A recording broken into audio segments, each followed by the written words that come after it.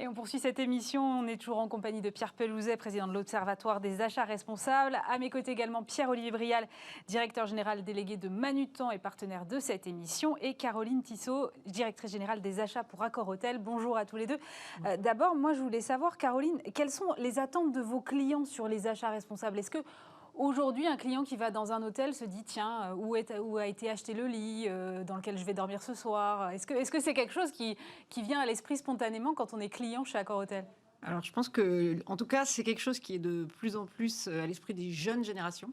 Nos jeunes clients ou nos plus jeunes clients ont de plus en plus de demandes par rapport à ça. Et pour reprendre alors votre exemple exact du lit, on a tellement de demandes de nos clients pour pouvoir acheter leurs lits, les lits qu'ils essayent chez nous, Non, pour ensuite les acheter chez eux. On a même créé une boutique qui s'appelle Sofitel My Bed, où vous pouvez aller acheter le lit, la literie que vous avez utilisée chez nous. Donc ça les intéresse vraiment? Bien sûr. Et alors vous, chez Manutan, vous êtes interrogé là-dessus dans les appels d'offres aujourd'hui, sur ces critères d'achat responsable? Oui, de plus en plus. En fait, je pense qu'il y a vraiment eu un point de bascule depuis 2 ans, où la partie, on va dire RSE, achat responsable, d'abord est beaucoup plus documentée et beaucoup plus creusée, et dans lesquelles on peut avoir des vraies discussions, voire ça nous est arrivé maintenant de gagner des appels d'offres parce que la partie RSE a fait la différence. Donc il y a une évolution, oui, vraiment depuis 2 ans, et une accélération depuis 1 an. Pierre Pelouzet, comment est-ce qu'on peut répondre justement à ces critères? Est-ce qu'il y a, je ne sais pas, une cartographie pour pouvoir se renseigner? Vous parliez tout à l'heure de la norme, alors j'ai oublié 20 400, c'est ça, si je ne dis pas de bêtises? Oui, bravo, 20 400. Comment est-ce qu'on fait pour avoir toutes les infos nécessaires à acheter responsable finalement? Bien sûr. Alors, évidemment, d'abord, je vous engage à rejoindre tous l'Observatoire des achats responsables, c'est-à-dire un think tank qui est organisé autour de cette notion d'achat responsable et où on va partager l'ensemble de ces données, l'ensemble de ces documents, et puis il y a des groupes de travail autour de tous les sujets de l'achat responsable. Après, il y a des engagements que vous pouvez prendre qui vont plus loin. Je pense à la charte relations fournisseurs responsables portée par le médiateur des entreprises et le Conseil national des achats, voire même l'étape d'après, le label relations fournisseurs et achats responsables, qui se base sur cette fameuse norme dont je rappelle le nom, Aurélie, ISO 20400. Et donc, si vous êtes labellisé, vous pouvez dire que vous respectez non seulement les meilleures pratiques françaises, mais les meilleures pratiques mondiales, ou en tout cas, vous êtes en ligne, puisque cette norme ISO est une norme mondiale qui a été bâtie sur un consensus avec 30 ou 40 pays, portés par la France en l'occurrence. Mais voilà, donc vous avez ces outils, charte, label, et puis bien entendu l'Observatoire des achats responsables. Pour vous accompagner sur ces sujets, vous êtes les bienvenus. Caroline Tissot, comment est-ce que vous sourcez, vous, alors, chez Accor Hôtel? Alors, en fait, déjà, nous, c'est un peu particulier parce que Accor Hôtel, c'est 5000 hôtels dans le monde, d'accord, qui sont dans plus de 30 pays. Et le rôle de la direction des achats chez Accor, ça va être de fournir à ces hôtels tout ce qui leur permet de se construire, de se rénover et de vivre au jour le jour. Donc, c'est très large. Ouais. Donc, on va aller acheter de la nourriture, pour les salles de restaurant, pour le petit déjeuner, pour le room service. On va acheter, comme vous disiez, tous les meubles, des lits, du linge, etc., tout le matériel de cuisine. On va aller acheter beaucoup de services, le nettoyage de l'hôtel, le gardiennage de l'hôtel, le nettoyage du linge. On va acheter beaucoup d'énergie. Je ne sais pas si vous avez ça en tête, mais ça m'étonnerait d'ailleurs, mais c'est assez intéressant. Presque 10% des dépenses d'un hôtel acheté, c'est l'électricité. Donc il y a un certain nombre de... Donc c'est très vaste, c'est très étendu. Et donc en fait, pour répondre à votre question, comment est-ce qu'on source? Eh ben, ce qu'on va faire, et notamment comment est-ce qu'on source responsable, c'est que on va choisir des produits et services qu'on va mettre à disposition de nos hôteliers dans ces 22 pays. On les met à disposition en fait sur un site d'e-commerce, comme un petit Amazon, entre guillemets, enfin, le même type de plateforme où ils vont trouver tout ce qui leur sert au jour le jour. On va négocier avec des fournisseurs ces produits et services, on va les porter sur la plateforme et on va les mettre à leur disposition. Et la façon de le faire de manière plus RSE, plus responsable, c'est déjà de sourcer pour eux des produits et des services qui sont justement, comme le disait Pierre, qui vont répondre à un certain nombre de critères qui sont plus RSE. Par exemple, quand vous leur proposez de l'énergie, vous pouvez leur proposer de l'énergie verte. Quand vous allez leur proposer, par exemple, des fruits et des légumes, vous pouvez proposer des fruits et des légumes locaux, vous pouvez proposer des fruits et des légumes bio. Je sais pas, pour vous donner un exemple, en France aujourd'hui, tous les hôtels luxe et premium n'utilisent que des fruits et des légumes bio chez Accor. Par exemple, ça c'est quelque chose, c'est un engagement qu'on a pris et qu'on tient. Donc il faut bien qu'on leur apporte cette offre. Alors, et vous, chez Manutan, Pierre-Olivier Brial, est-ce que vous avez des critères de préférence, des critères qui sont plus importants? Parce qu'on le disait tout à l'heure avec Pierre Pelouzet, c'est en fait très large. Ça va de l'éthique à l'environnement, qui paraissent un peu évidents comme ça. Mais acheter responsable, c'est très, très vaste comme sujet. Donc, on est obligé à un moment de prioriser certains critères ou on peut répondre à tous?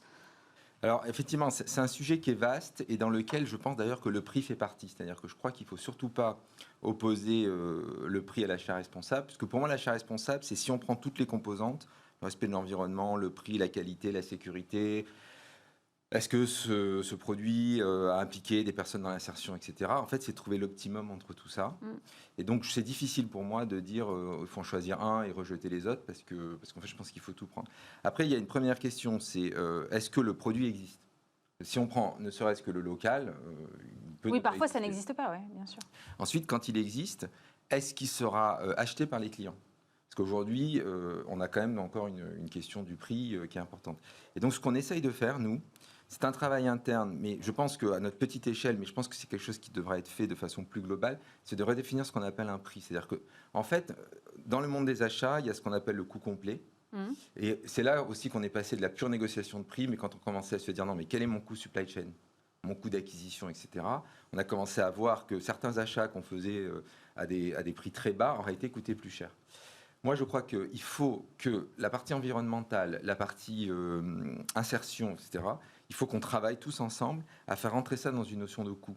Et que petit à petit, plus on aura cette visibilité, c'est compliqué, hein, mais plus on aura cette visibilité-là, plus on dira, finalement, quand je regarde tout ça, ce produit-là est plus intéressant. Et, alors nous, on est un distributeur, c'est élever la conscience du client pour le laisser choisir. C'est extrêmement difficile aujourd'hui, hein, soyons clairs, de dire achetez ça, c'est fabriqué en France, etc. Parce que, par contre, dire voilà aujourd'hui les composantes de ce produit, voilà celui-là. Donc nous, on fait un gros travail aujourd'hui de classification et quasiment de scoring qu'on aimerait faire pour dire au client voilà, vous avez 3 produits, voilà l'optimum de chacun. Celui-là, il est peut-être un peu plus cher. Par contre, il score extrêmement bien en qualité environnementale, etc. Mais je crois beaucoup, moi, à la création et l'évolution progressive au sein de la société de la notion de prix, comme de coût complet.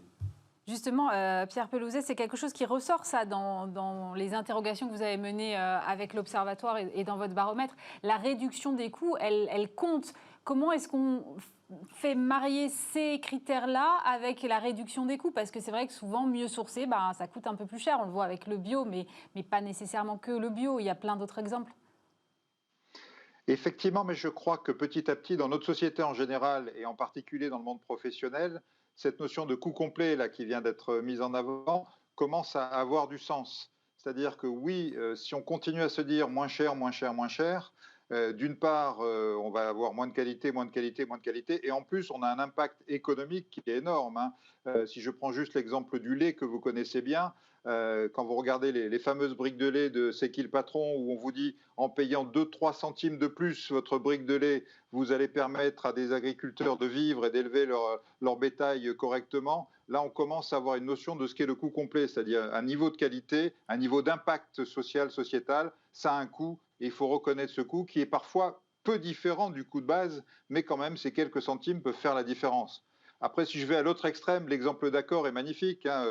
Évidemment, on ne va pas aller acheter des lits, des matelas, des surmatelas chez Accor parce que c'est les moins chers. Non, je pense qu'on va les acheter parce que vous avez dormi dedans et vous vous dites qu'est-ce qu'on dort bien dans ce lit? Et bien dormir dans un lit, ça vaut vraiment quelque chose. Et là, on revalorise ce coût complet. On achète quelque chose qui a une valeur d'usage, qui a une valeur d'environnement, qui a une valeur d'impact social, sociétal, qui a une valeur emploi. Et plus on arrive à faire passer ce message, plus on va arriver à faire disparaître cette contradiction apparente où on se dit depuis des années, oui, mais acheter bio, acheter ceci, acheter cela, c'est plus cher. Non, ça n'est pas plus cher, c'est simplement une qualité différente, un impact différent, et ça a une valeur, et il faut la mettre en avant, et bravo à tous ceux qui le font, comme dans l'exemple de Manutan.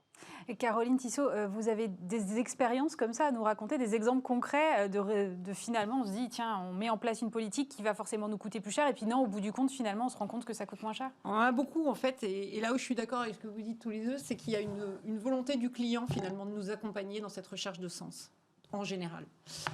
Si on prend, par exemple, l'exemple des petits savons et des petits shampoings que vous trouvez dans vos chambres, Quand on prend chez nous ce qu'on appelle la gamme économique, c'est par exemple Ibis, Ouais. les hôtels Ibis. Dans toute l'Europe, chez Ibis, depuis 2008, vous n'avez plus de shampoing et vous n'avez plus de savon dans vos chambres. Vous avez des espèces de grandes De pompe. Ouais, de grandes pompes, Ouais. voilà, c'est ça, que vous trouvez dans la douche et à côté de votre lavabo. Et donc, on ne donne plus de Petits contenants. petits contenants. Et il n'y a pas on n'a jamais eu de problème de rejet des clients de ce type de solution. Ça, c'est la première chose.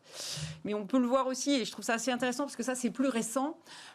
Comme vous le savez, dans toute l'Europe et même dans le monde entier, les lois évoluent. Et on a le plastique à usage unique est en train d'être interdit. Donc, de toute façon, tout le monde est obligé et sera obligé de les éliminer.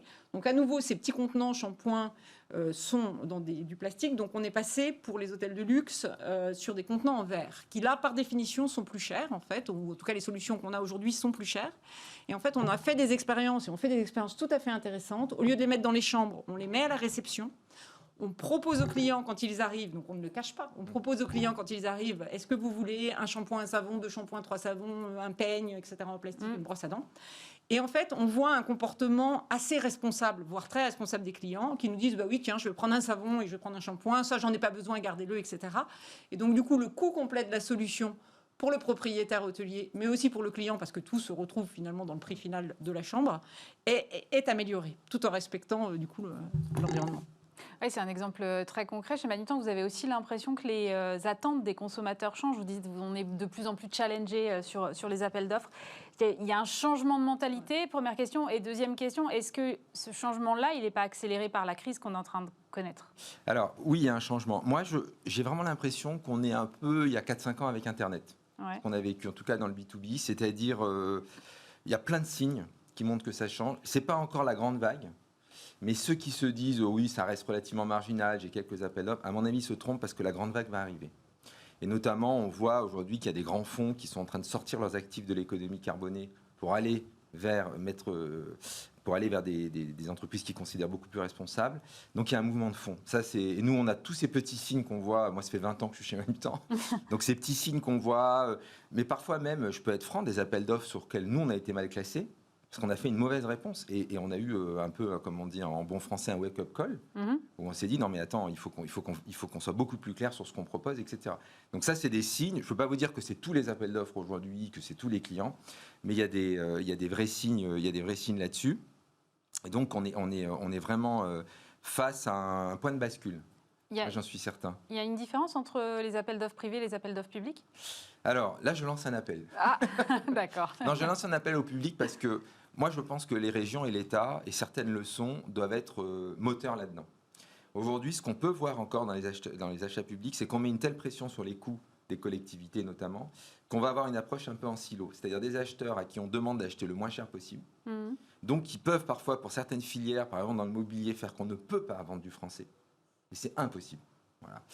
D'un autre côté, un collègue dans la même région va subventionner une entreprise en difficulté dans l'économie locale ou va subventionner une association d'insertion. Si les collectivités arrivaient à s'asseoir autour de la table avec la personne en charge de la transition écologique, la personne en charge de l'insertion et des prix, et de se dire comment dans notre politique d'achat, on oriente, et on dit par exemple dans cet appel d'offres, on valorise le kilomètre, mais réellement, parce qu'on sait qu'on va soutenir un écosystème. Dans cet appel d'offres, on demande à ce que ces associations qui ont été sélectionnées par la région soient utilisées, entre guillemets, avec du personnel d'insertion. Là, je pense qu'il y a vraiment quelque chose à changer. Certaines régions le font, mais c'est difficile et je pense que le carcan aujourd'hui, un peu d'ailleurs, de la commande administrative n'aide pas forcément les acheteurs, beaucoup ont envie de le faire. Mais si les régions, l'État, c'est un tel pouvoir d'achat, montre l'exemple là-dessus, je pense que l'effet de boule de neige et l'effet d'entraînement soit beaucoup plus fort. Pierre Pellouzet, vous observez une différence aussi ou pas du tout finalement à votre échelle ? Peut-être deux choses. Déjà, revenir sur ce que vous avez dit au début, qui est très important, Aurélie. On est dans une période particulière. C'est-à-dire que oui, on voyait une montée en puissance progressive des achats responsables depuis une dizaine d'années. Là, la période que nous vivons, ou que nous venons de vivre et que nous vivons encore, et dont j'espère on va sortir par le haut dans quelques semaines, dans quelques mois, fait bouger beaucoup de choses. Nous, on le ressent, le baromètre commence à donner des indications là-dessus. Il y a un mouvement de fond, effectivement, qui se met en route et qui est accéléré par cette crise, où on se dit on ne peut pas ressortir de la crise comme on y est rentré. Parce que si on garde les mêmes réflexes, les mêmes comportements demain que ceux d'hier, on va tous dans le mur, alors qu'à contrario, si on prend en main tout ça et on devient vraiment responsable à fond, on accélère la responsabilité de nos achats, là, on a une bonne chance de sortir tous par le haut de cette crise. Donc voilà, il y a vraiment un effet formidable, il faut qu'on le saisisse, c'est le moment de pousser ces sujets-là, et c'est très bien qu'on puisse en parler aujourd'hui. Après, public-privé, nous, étonnamment, on a beaucoup de réponses du public dans notre baromètre, et des réponses assez avancées. C'est-à-dire qu'il y a deux effets. Il y a le cadre des achats publics, à la fois mettre des contraintes sur un certain nombre de sujets, dont l'exemple qu'a donné tout à l'heure pour Manutan et pour les meubles, mais aussi permet des choses que le privé ne fait pas forcément. Je pense à l'allotissement, c'est-à-dire qu'on va avoir dans les marchés publics des lots par métier, ce qui permet à toutes les petites entreprises de répondre, alors qu'une grande aura souvent tendance à tout regrouper et il n'y aura qu'un gros qui pourra répondre. Donc on voit des plus et des moins des deux côtés. Évidemment, j'aimerais bien que tout le monde avance au même rythme, mais je pense que les achats publics ont envie d'avancer, effectivement tenant compte des contraintes de la commande publique, qui sont là, qui existent et qui évoluent petit à petit, mais un peu lentement peut-être parfois. Mais en tout cas, il y a une volonté uniforme d'avancer, et on le voit bien dans notre sondage, public et privé, les deux vont de l'avant, et encore une fois, parfois le public va plus loin sur certains domaines que sur d'autres. Donc l'intérêt de l'Obsar, c'est justement ça, c'est d'avoir du public et du privé ensemble, travailler ensemble, avancer ensemble. Je pense que c'est le meilleur moyen que l'ensemble de l'économie puisse bouger. Caroline Tissot, moi j'écoute cette conversation et je me dis finalement ça a l'air hyper simple d'acheter responsable. Est-ce que quand même vous avez encore des difficultés sur certains segments par exemple ? Alors d'abord, on a toujours une offre, on essaye d'avoir sur sur chaque chose qu'on vend, d'avoir une offre responsable, mais on a aussi des offres qui sont plus classiques, si je puis le dire ainsi. Ouais. Et ça me paraît important pour que le client puisse encore choisir. Et après, tout est une question d'éducation, d'accompagnement, etc. Mais en même temps, on fait quand même du business. Donc moi, voilà, on est... Ouais. Mais ce qu'on voit quand même, c'est que, ce que disait, on en parlait tout à l'heure avec monsieur, mais que green is green, hein, c'est-à-dire ce qu'on disait il y a 15 ans, c'est que faire du business vert, c'est sûrement quand même à terme avoir des clients. Donc on en pousse de plus en plus et moi je ne trouve pas que ce soit un problème majeur aujourd'hui. Et pour reprendre un point intéressant que vous disiez, là, pendant la crise par exemple, il y a des comportements qui ont changé à cause de la crise vers des comportements plus responsables. Si on prend par exemple l'énergie, on peut acheter de l'énergie verte, etc. Ça c'est plus responsable. C'est d'ailleurs un petit peu plus cher en général. Par contre, ce qu'on voit aussi, c'est que si on équipe un hôtel ou un bâtiment industriel de ce qu'on appelle aujourd'hui des smart meters, c'est-à-dire des boîtiers intelligents qui vont analyser vos consommations. Donc il y a un petit investissement de départ. Mais si on fait cet effort, alors derrière, on va récupérer tout un tas de données qui permettent de beaucoup mieux comprendre comment on consomme et finalement de diminuer sa consommation. Et bien ça, c'est des projets qu'on avait peut-être plus de mal à pousser avant et qui, cette année, ont vu vraiment leur accélération parce que les gens ont vu leur intérêt, finalement, à aller dépenser moins d'énergie en analysant mieux et en utilisant mieux leur énergie. Donc, je pense que oui, pour répondre à votre question, oui, c'est encore difficile, mais je pense que ça va vraiment dans le sens de l'histoire et que ça s'est accéléré. Pierre-Olivier et Caroline, elle dit, on fait du business quand même, et green is green, l'idée c'est quand même de générer du cash à un moment, et c'est vrai qu'on ne doit pas le perdre de vue. Alors, est-ce que vous avez des outils aujourd'hui qui permettent de mesurer l'impact de vos achats responsables ? Alors oui, on a des outils. Alors déjà, par exemple, aujourd'hui, on a lancé des offres d'économie circulaire, c'est-à-dire qu'un client qui veut racheter du mobilier, par exemple, on lui propose de récupérer son ancien mobilier par des publics en insertion, le produit repart et est revendu dans l'économie sociale et solidaire, et là, en fait, on gagne des appels d'offres. D'accord. C'est hyper concret. Et peut-être aujourd'hui, pour être franc, c'est peut-être pas encore au cœur de l'appel d'offres, mais on voit une acceptation d'une certaine variation de prix, et c'est ce que les Anglais appellent le justifier, c'est-à-dire que le client se dit mais c'est ça que j'ai envie. C'est un peu plus cher, mais donc c'est peut-être pas encore le cœur, mais ça devient la raison au final à offre quasi équivalente, même un peu plus. Et d'ailleurs dans les appels d'offres, c'est très rarement le plus cher ou le moins cher qui est choisi. C'est celui qui est très bien placé, pas forcément le moins cher, mais qui propose en fait aujourd'hui ce type d'offre. Après oui, on mesure concrètement sur nos sites marchands quand on met en avant les qualités du produit. C'est pour ça que, en fait, c'est green is green. Je suis complètement d'accord parce que ça va stimuler l'innovation. C'est-à-dire que moi, je vois aujourd'hui des fournisseurs qui arrivent avec des offres vraiment compétitives et totalement responsables. Donc, il y a cette stimulation de l'innovation et vraiment la question du contenu. C'est-à-dire qu'aujourd'hui, globalement, une recherche se fait sur Internet. On va être simple. Ouais. Donc, ça veut dire que pousser et élever le niveau de conscience sur des produits responsables, c'est la capacité qu'on va avoir dans nos bases de données, très concrètement, d'avoir des attributs qui consiste à donner des éléments sur l'environnement, sur l'impact social, etc. du produit, de le faire remonter, de pouvoir filtrer sur ces catégories-là pour que le client élève son niveau de conscience. Parce qu'il y a plein de fois, on ne le sait pas. Et donc, on ne va pas vers ce produit-là. Alors que nous, chaque fois qu'on le met en avant aujourd'hui, des labels, etc., on va dire, alors si on est business, le produit performe. Donc, il y a un gros travail de contenu et je pense que les fabricants, les distributeurs doivent s'associer pour créer des critères extrêmement clairs qui peuvent permettre justement d'avoir un peu des référentiels de métiers qui peuvent d'ailleurs être des barrières à l'entrée parfois. Mais le contenu est une barrière à l'entrée aujourd'hui parce qu'un produit que vous allez acheter en Chine, ils vont vous le vendre pas forcément avec le meilleur contenu du monde, la vidéo, etc. Et il faut qu'on comprenne qu'Internet devient le lieu d'achat aujourd'hui, de choix. Ouais. Et donc, oui, il y a un vrai chemin là à explorer et Green sera Green, quoi, c'est certain. Et il est déjà.